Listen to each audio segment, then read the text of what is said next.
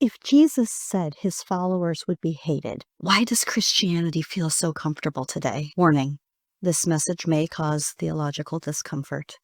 Viewer discretion and discernment advised. You might attend a church with lights, music, and a full cafe. You probably scroll past dozens of Christian posts every day.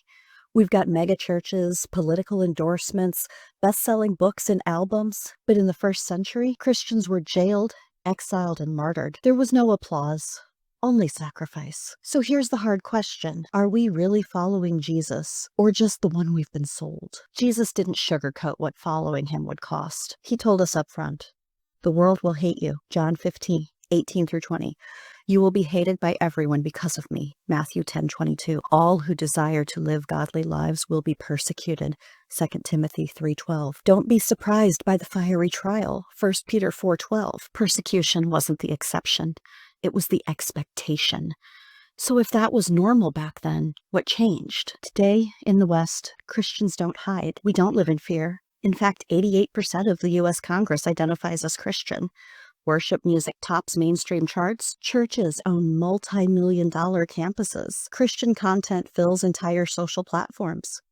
We're not being hated. We're being celebrated. But just because we're popular doesn't mean we're powerful. Sometimes it just means we've become palatable. So what does comfortable Christianity look like? It's sermons that never mention sin.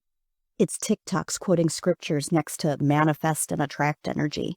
It's God just wants me happy instead of be holy as I am holy. It's Jesus as life coach and not Lord. It's faith that never offends, never convicts, and if we're honest, it never transforms. But let's zoom out, because while we sink into spiritual sedation, believers across the world are still dying for their faith. Consider Marzieh Amorizadeh. Hope I said that right. An Iranian woman imprisoned for 259 days for sharing her faith. Or Polycarp, a bishop in the early church, burned alive for refusing to renounce Christ. They didn't follow a convenient Christ.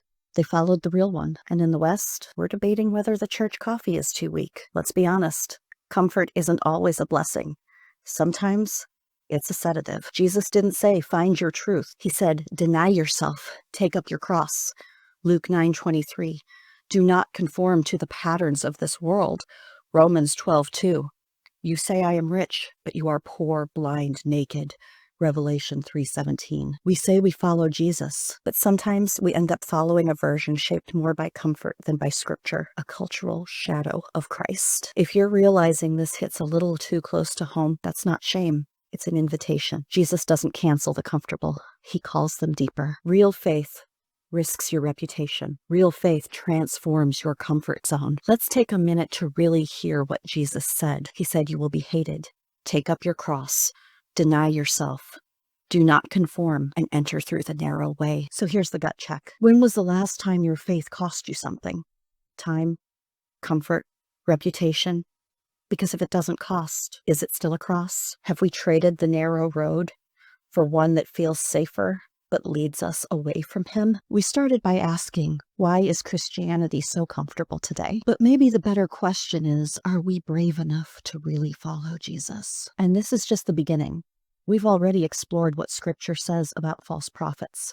But coming up next, we'll dig deeper into how the church got so comfortable in the first place, and how following Jesus today might not draw a crowd because the narrow road was never meant to. If that makes you nervous, good. It should. Christianity is more popular than ever, but Jesus didn't call us to popularity.